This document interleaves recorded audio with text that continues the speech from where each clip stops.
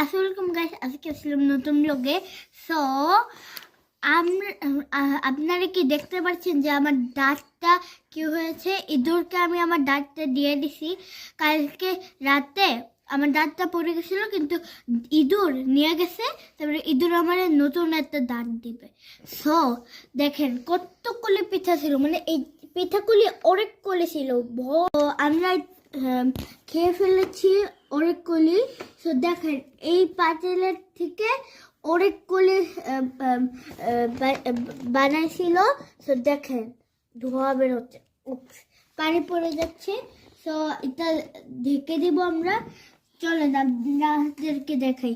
এই দেখেন এই পিঠাটা অনেক এটা বানিয়েছে, আর গাজরের সেমাইটাও বানিয়েছে। সো এটা আপনাদেরকে আমি টেস্ট করে বলবো, ওকে? আমি তো অল্প নিতেছি, কারণ আমি তো অল্প খাবো। এটা নাম বলে দিচ্ছি, এটা হচ্ছে গাজরের সেমাই। মানে আমি বলতেছি। সো অনেক ইয়াম্মি, একদম মনে হচ্ছে যে এত ইয়াম্মি যে মনে হচ্ছে যে জীবনেও খায় নাই। তো এখন এটা রেখে দিচ্ছি। এখন আমরা এইটা নিচ্ছি, এইটা টেস্ট করব।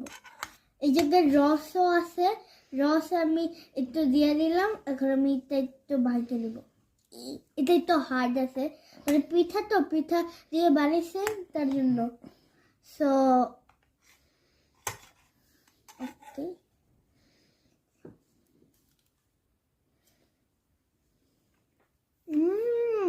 অনেক ইয়াম্মি, মনে হচ্ছে যে রিয়েল, মানে এটা বাইরের থেকে আনছে, কিন্তু এটা রস এত ইয়াম্মি। আমি তো রস খাইছি। কালকে তো সেই পার্টি হবে।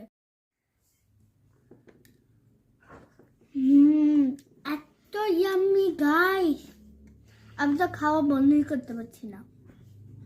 সো কালকে পিঠাগুলি আরো বানাবে আম্মু। সো কালকে যারা খাইতে চান তারা আসে পড়বেন খাওয়ার জন্য।